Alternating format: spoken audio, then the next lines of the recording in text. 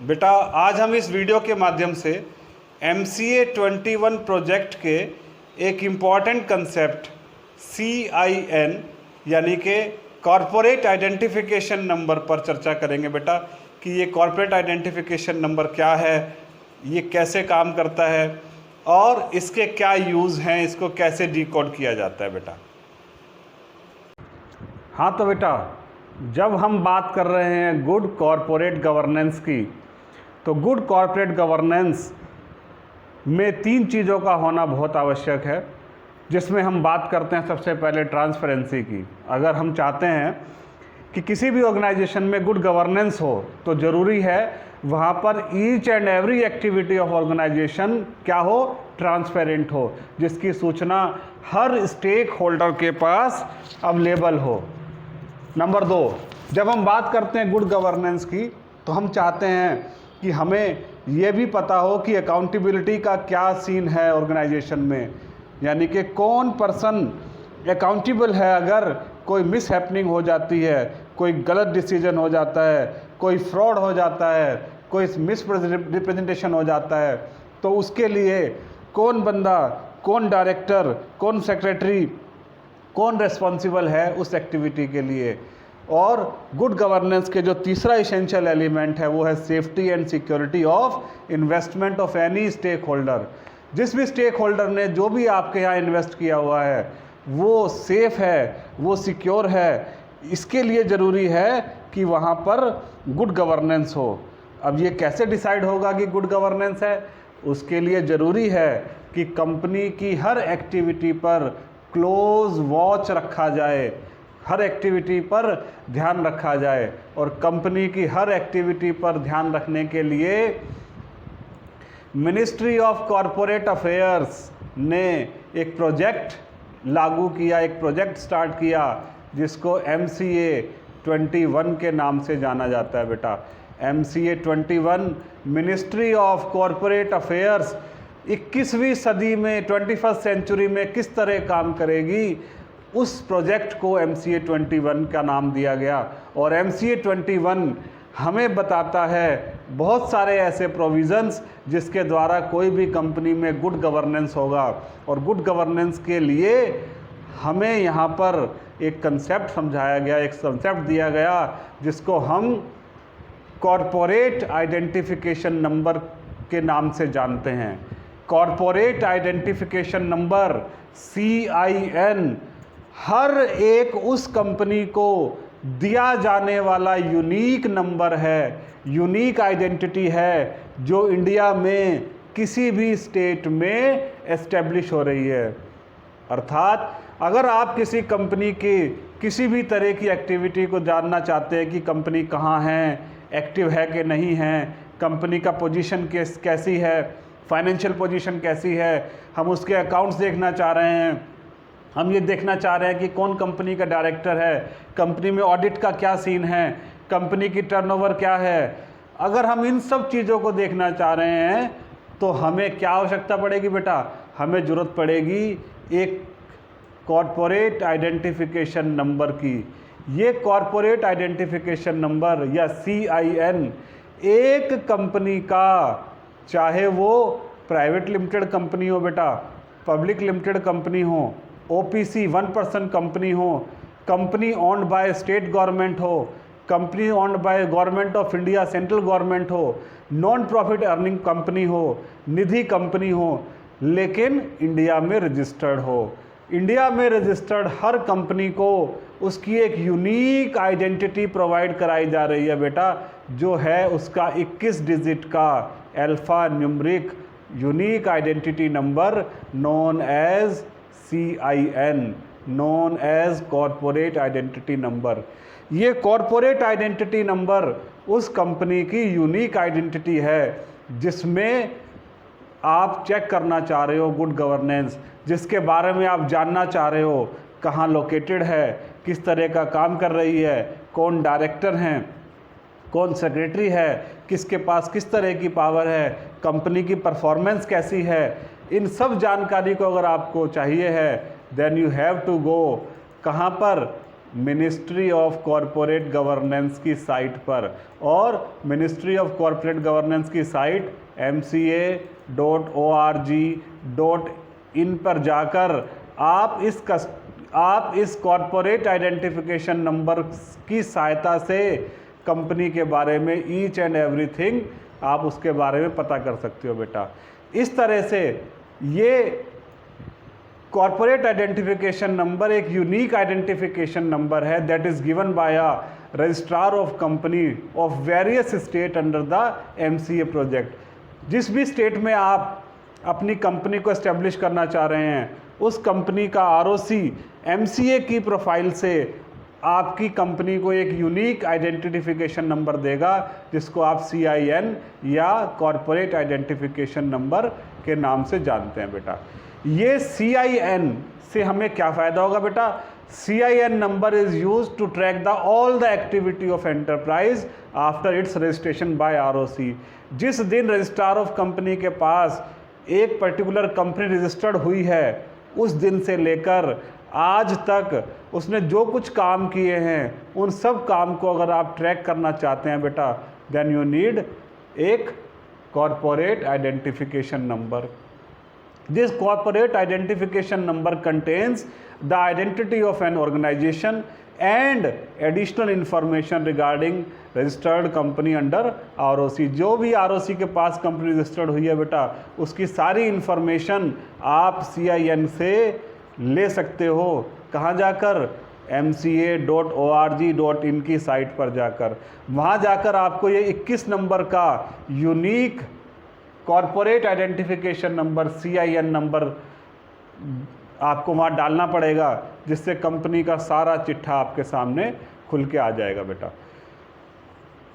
इस CIN में क्या क्या चीज़ें होती है बेटा? 21 डिजिट का जो CIN नंबर है, इस 21 डिजिट के CIN नंबर में किस डिजिट का क्या मतलब है बेटा हम उसको समझ रहे हैं। अब इस 21 डिजिट के नंबर में कंपनी का ईयर ऑफ इनकॉर्पोरेशन, किस साल कंपनी का इनकॉर्पोरेशन हुआ है बेटा, किस स्टेट में ये कंपनी काम कर रही है, ये कंपनी का टाइप क्या है, प्राइवेट कंपनी है, पब्लिक कंपनी है, OPC है, लिमिटेड लायबिलिटी है या स्टेट गवर्नमेंट की कंपनी है।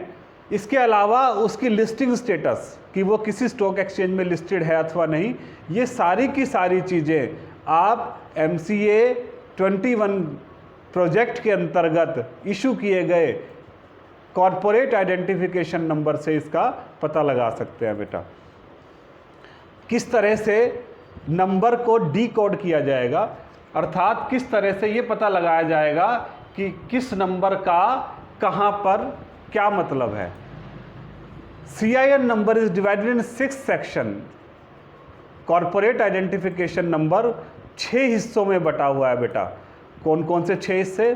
फर्स्ट ऑफ ऑल, ये आपको एक एग्जाम्पल दिया जा रहा है बेटा, इस तरह के नंबर ही इशू होते हैं किसी भी कॉरपोरेट को जब वो मिनिस्ट्री ऑफ कॉरपोरेट अफेयर्स के अंतर्गत अपने आप को रजिस्टर्ड कराना जा रही है। ये आपको 6 सेक्शन दिखाई दे रहा है बेटा, 6 सेक्शन है, 1 2 3 4 5 और ये छठा सेक्शन है। इन सब सेक्शंस का क्या मतलब है बेटा? पहला सेक्शन जो L है, ये पहला सेक्शन आपको लिस्टिंग स्टेटस की बात बताता है। ये L मतलब लिस्टेड है और अगर यहाँ पर U लिखा होता है इसका मतलब कंपनी अनलिस्टेड है। दूसरा, जो सेकंड नंबर पे 5 डिजिट आपको दिखाई दे रहा है बेटा, ये सेकंड नंबर पे जो 5 डिजिट नंबर है ये इंडस्ट्री के कोड को बताता है बच्चे। इंडस्ट्री का कोड मतलब जितनी भी इंडस्ट्री है, फार्मा इंडस्ट्री है या टेक्सटाइल इंडस्ट्री है या कोई और दूसरी इंडस्ट्री है, हर इंडस्ट्री को मिनिस्ट्री ऑफ कॉर्पोरेट अफेयर्स ने एक यूनिक कोड दिया हुआ है। वो यूनिक कोड इस 5 डिजिट पे दूसरे नंबर पे दिखाई देगा बेटा। थर्ड नंबर आपके स्टेट कोड का आता है बेटा। स्टेट कोड में आपकी कंपनी जिस स्टेट में रजिस्टर्ड है वो स्टेट यहाँ पर आएगा। जैसे इस एग्जांपल में हमने DL लिया है जो दिल्ली को रिप्रेजेंट करता है। नेक्स्ट जो पार्ट है वो ईयर ऑफ एस्टेब्लिशमेंट को दिखाता है, यानी कि किस साल आपकी कंपनी का इनकॉर्पोरेशन हुआ है बेटा। नेक्स्ट जो 3 डिजिट हैं वो आपके ओनरशिप को डिसाइड करती हैं कि ये प्राइवेट लिमिटेड कंपनी है, पब्लिक लिमिटेड कंपनी है, लिमिटेड लायबिलिटी वाली कंपनी है, गवर्नमेंट ऑन कंपनी है, सेमी गवर्नमेंट है या प्राइवेट सेक्टर की कंपनी है, किस तरह की कंपनी है, ये सब पीएलसी के थ्रू डिसाइड होता है। और लास्ट जो आपको डिजिट दिखाई दे रही है बेटा, 6 डिजिट जो दिखाई दे रही है, ये आपकी कंपनी का ओरिजिनल रजिस्ट्रेशन नंबर है।